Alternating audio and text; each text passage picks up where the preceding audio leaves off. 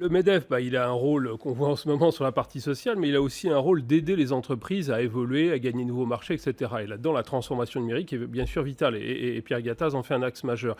Donc la commission que je préside, notre sujet, c'est d'aider les entreprises à accélérer, à comprendre, à mieux percevoir les enjeux. Et là-dedans, la blockchain, clairement, pour nous, est un enjeu majeur qui aujourd'hui est assez peu perçu. Enfin, plutôt les gens ont entendu le nom, on se dit, il y a peut-être quelque chose, mais où on va? Oh là là. Et donc, ce qu'on organise, le BIZ Hackathon, c'est mettre des gens de différents secteurs d'activité, ça c'est la puissance du MEDEF, mais des gens qui viennent de la santé, du transport, de la banque et d'autres, etc. Et de réfléchir ensemble en disant, tiens, avec un outil comme la blockchain, qu'est-ce qu'on peut imaginer comme nouveau business model, ou quels sont ceux qui sont transformés, mais comment on peut en faire des traductions concrètes et pratiques pour voir que ce n'est pas juste un objet technologique, mais c'est vraiment quelque chose qui peut avoir et qui va avoir un intérêt grandissant pour les entreprises. Alors, votre conviction, Christian, c'est que tous les métiers, à un moment ou à un autre, peuvent être impliqués par cette blockchain.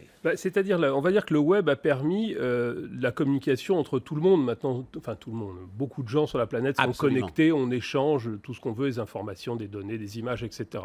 Mais aujourd'hui, on n'est pas sûr de cette transaction. Je l'envoie, est-ce qu'elle est bien reçue? Est-ce que l'autre personne en face peut être sûre qu'il l'a validée, etc. Et cette transaction peut être juste quelque chose de futile ou quelque chose de monétaire ou quelque chose qui, un acte effectivement de propriété, enfin tout ce qu'on veut en tant que tel. Tout ce qu'on veut, même la certification d'une œuvre d'art, par exemple. Et donc la blockchain, c'est quelque chose qui, se basant sur le principe du web, permet de certifier les échanges. Je vous dois 100 €, la blockchain va permettre de valider que je vous les ai bien payés et que personne ne pourra le contester. Avant, j'étais obligé de passer par ce tiers de confiance qui pouvait être, dans ce cas-là, un établissement bancaire. La blockchain va dire non, monsieur Poyot a payé 100 € à monsieur Soumier et personne ne veut le contester, ni vous ni moi, entre guillemets. Donc les chances sont effectivement énormes. Parce que et M. Poyot et M. Soumier sont d'accord, ils l'ont mis dans ce grand registre qui est tenu en fait par des millions d'ordinateurs, Christian. C'est la foule qui en fait garantit que ce contrat a bien eu lieu, qu'il est accepté par les deux parties. Et c'est la foule qui fait que personne, en fait, ne pourra l'attaquer, ce contrat. Exactement, c'est la multiplicité des chaînes, enfin des blocs de chaînes qui fait que ça permet de fonctionner. Et alors, quand on va plus loin, ça peut poser des questions beaucoup plus larges en termes d'échanges, du rôle de l'État, parce que l'État, finalement, est omniprésent, alors surtout en France, mais dans tout un tas de transactions. Avec la blockchain, on dilue cette notion d'État et on peut faire des échanges, bien sûr, entre pays, entre personnes de pays étrangers, etc. Donc, ça va aussi beaucoup plus loin. C'est pour ça, encore une fois, que le MEDEF a s'y intéresser parce qu'on a plein de buzzwords dans ce monde de la transformation digitale. Certains sont plus ou moins consistants. Nous sommes intimement persuadés que la blockchain est vraiment un sujet majeur dans lequel il faut s'impliquer. Et au passage, d'ailleurs, la France, une fois de plus, est plutôt bien positionnée parce qu'on a des chercheurs de renommée internationale, qu'on a beaucoup de start-up sur le sujet, etc. Donc surtout, ne ratons pas le train. C'est pas quelque chose qui va révolutionner nos vies là demain matin, mais après-demain et après-demain, on est tout à fait convaincus. Une phrase que j'ai retrouvée en préparant l'ensemble de cette journée là très régulièrement, on est devant la blockchain aujourd'hui comme devant l'Internet il y a 30 ans. Oui. Vous validez ça? Oui, tout à fait. En tout cas, moi, j'en suis intimement persuadé. En tout cas, il faut absolument creuser. Oui, c'est une révolution majeure. Encore une fois, on a eu le papier, après on a eu la transmission du papier, et là, on valide la transmission entre gens. C'est encore une fois une manière de valider tous les échanges sur Internet qui ne font évidemment que grandir et exploser en ce moment. Je crois qu'on peut dire que la blockchain, c'est une base de données décentralisée, répartie, et qui comporte l'historique de toutes les transactions, de toutes les informations. C'est historisé et on a l'accès libre à toute cette information, tout l'historique. De toutes les transactions de la planète. Tous les contrats qui sont passés d'une manière ou d'une autre sur la planète et dont ceux qui ont réalisé ce contrat ont voulu les placer dans la blockchain. Voilà. Dans la blockchain en question, vous avez plusieurs blockchains. Alors, la plus connue, c'est celle qui sous-tend le Bitcoin, la fameuse monnaie numérique. Et donc, dans un Bitcoin, c'est comme si vous aviez une pièce de monnaie. Et vous retournez la pièce, et dans la pièce, vous avez l'historique de tous ceux qui ont touché la pièce, tous ceux qui ont eu cette pièce entre leurs mains. Et la blockchain, c'est ça, appliqué au Bitcoin, par exemple. Pourquoi est-ce qu'on dit que c'est inviolable? C'est inviolable parce que, en fait, ce qu'il y a derrière la blockchain, c'est des mécanismes de chiffrement, des mécanismes de calcul mathématique qui sont éprouvés depuis des dizaines d'années. Il y a ce qu'on appelle le hash, l'empreinte numérique, etc., qui sont prouvés mathématiquement. C'est une question de puissance de calcul. La blockchain, c'est l'association des technologies mathématiques de chiffrement, l'architecture Internet et la force de la multitude. Finalement, la blockchain, ce n'est pas une nouvelle technologie comme ça qui sort du chapeau, c'est un agencement extrêmement habile qui a été fait en 2007-2008, des technologies déjà éprouvées, l'Internet, le chiffrement, etc. Et c'est ça la force, c'est cette intégration de technologies qui fait cette innovation. Est-ce que ça peut changer alors pratiquement ce sur quoi vous travaillez? On va rentrer dans le dur. Vous travaillez avec EDF, vous travaillez avec PSA par exemple. Oui. Alors, un exemple. Racontez-nous ce qu'ils cherchent. Alors, PSA, alors d'abord, toutes ces entreprises, c'est pas n'importe qui, hein, c'est des très très grandes entreprises de classe mondiale, ont décidé, il y a à peu près 6 mois, 1 an, de commencer à mettre les mains dans le cambouis et d'y travailler. Bon, elles font des activités chez elles et elles ont décidé de faire une partie de ce travail avec nous parce qu'on leur permet de mutualiser les compétences, de travailler avec la recherche académique sur le plateau de Saclay. Alors, PSA, il commence à travailler des cas d'usage. Ce qui est important, c'est de partir, ce qui a été dit par Christian Boyau, des cas d'usage. C'est pour faire quoi? Et puis on essaye, on voit si ça marche et on essaye de résoudre les problèmes techniques. PSA, le premier cas d'usage, c'est un cas d'usage que j'ai trouvé très intéressant, c'est le carnet d'entretien du véhicule. Savez-vous, Stéphane, qu'il y a plus de 20% aujourd'hui de fraude sur le kilométrage des voitures d'occasion? Bon. Et on parle que du kilométrage, mais maintenant vous avez une voiture qui doit être, elle doit avoir des mises à jour logicielles régulièrement, il faut bien faire ses révisions, etc. Vous pouvez faire votre révision dans n'importe quel garage. Quand vous vendez votre voiture, comment l'acheteur va avoir confiance lorsque vous allez lui présenter le carnet d'entretien? Bon, on n'a pas forcément très confiance. Eh bien donc l'idée de PSA, c'est de dire, et si on mettait ces informations dans une blockchain qui permettrait justement à partager l'information entre tous les acteurs, les différents garages, la concession Peugeot, les autres, des acteurs qui, a priori, n'ont pas de raison de se connaître ni de se faire confiance, mais justement, la blockchain permet à des acteurs qui ne se font pas confiance de se faire confiance, justement. C'est ça toute la force de la blockchain. Donc, on mettrait ces informations dans une blockchain, et comme ça, on aurait la confiance suffisante pour dire, oui, cette voiture, elle a bien fait 35 000 km, elle a bien fait ses révisions. L'impact business, parce que c'est ça qui compte, ça veut dire que vous augmentez la valeur de revente du véhicule, et du coup, vous, en tant que PSA, vous pouvez vendre votre voiture neuve plus cher. Reprenons encore l'exemple du Bitcoin. Le Bitcoin a été créé par des gens, croit-on savoir, hein, parce qu'on ne sait jamais vraiment, qui voulaient finalement s'affranchir des banques centrales, des politiques monétaires. Voilà, on voulait une monnaie stable, s'affranchir des États. À partir du moment où ces contrats-là dont on parle d'un carnet d'entretien d'une voiture, mais on peut parler du cadastre, hein, par exemple. Complètement. Ces contrats sont validés par la foule. Est-ce qu'à un moment, elle ne va pas avoir une puissance supérieure à celle des États? Est-ce que la blockchain ne nous emmène pas vers cette... Alors bien évidemment, c'est une question qui fait d'ailleurs rêver certains. Il y a un côté un peu idéologique dans la blockchain, hein, comme vous l'avez dit. Moi, je pense que la blockchain va transformer effectivement nos opérations, un peu comme Internet l'a fait. On va découvrir ça au fur et à mesure. Je pense que les États vont avoir un rôle de régulation et les grandes institutions publiques. C'est pour ça d'ailleurs qu'on vient de signer un partenariat stratégique avec la Caisse des dépôts pour les aider à définir les conditions d'industrialisation. On travaille aussi avec l'ADSI. Donc moi, je pense que le sujet, ça va être la gouvernance.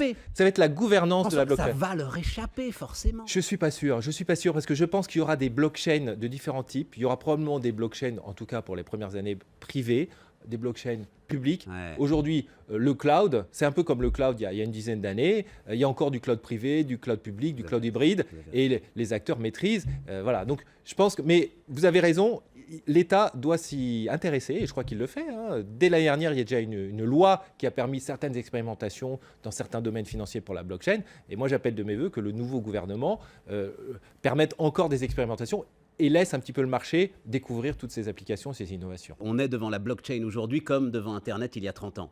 Sauf que vous venez de me parler du cloud. Déjà, ça, c'est quelque chose qu'il a fallu intégrer très très vite. C'est-à-dire, l'accélération est telle qu'on n'aura pas 30 ans pour se faire à la blockchain si elle a la même puissance qu'Internet. Alors, je suis tout à fait d'accord avec vous. Je pense que ça va aller beaucoup plus vite. C'est ça. Pourquoi? Parce que c'est la loi de Moore qui est derrière. Hein. C'est la loi de Moore qui continue. Hein. Et il faut se rappeler que la loi de Moore, c'est une loi exponentielle. Alors, en tant qu'être humain, on a du mal à comprendre ce que c'est que la loi exponentielle. Hein, ce n'est pas une loi linéaire. Donc la loi exponentielle, c'est une courbe comme ça. Et donc la blockchain, ça va aller beaucoup plus vite. Il y a 30 ans, au début d'Internet, il y avait quand même plein d'obstacles qu'on voyait, qui étaient compliqués.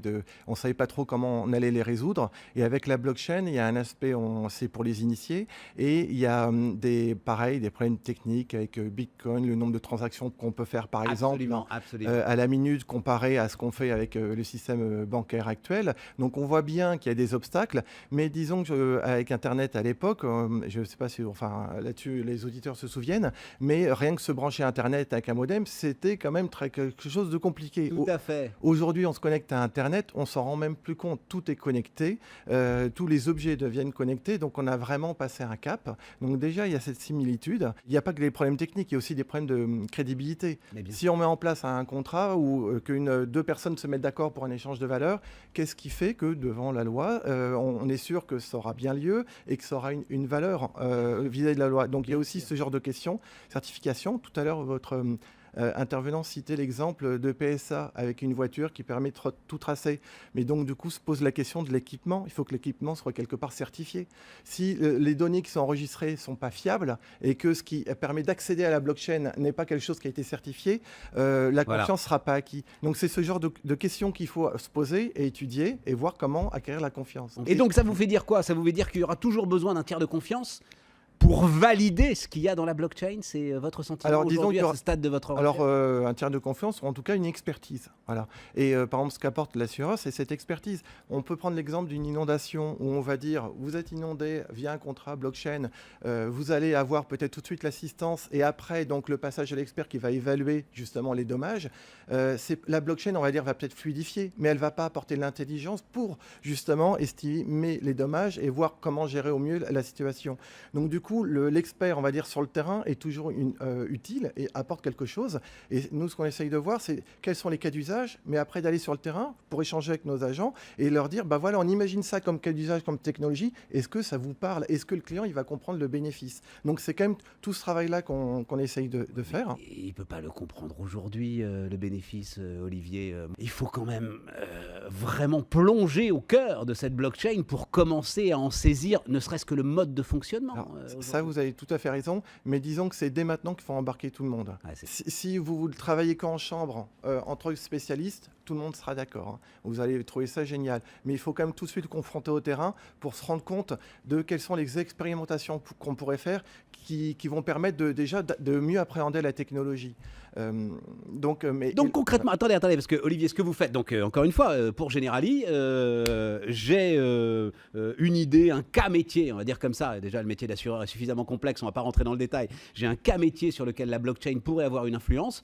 Je vais aller voir tel ou tel agent sur le terrain, tel ou tel agent Generali qui est au contact du client. Mais il faut commencer par lui expliquer la blockchain.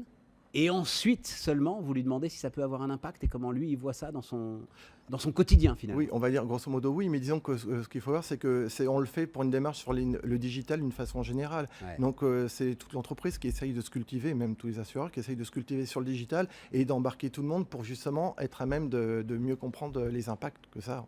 Donc la blockchain, c'est un des sujets étudiés, mais il n'y a pas que celui-là. C'est comme devant Internet il y a 30 ans.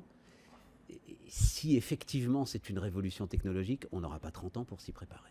Non. L'accélération est telle qu'il faut s'y préparer maintenant, non? Oui, non, mais très exactement. Après, si la blockchain, on va dire, c'est juste fluidifier les process, évidemment, c'est un gain, ça a simplifié la vie, ouais. Ça c'est très bien. Mais là où il y a une disruption, et c'est là où on va dire que le parallèle avec Internet, on peut le faire aussi, c'est qu'à l'époque, avec Internet, l'information, finalement, elle est devenue accessible tout de suite. Enfin, tout de suite et en direct. Plus besoin quelque part de télé, de radio. Ce n'est pas pour autant que ça a disparu. Mais aujourd'hui, on peut chercher l'information directement par Internet. Là, on va pouvoir échanger de la valeur avec la blockchain, justement, directement, sans forcément avoir un tiers de confiance. Et c'est ça qui change vraiment les choses.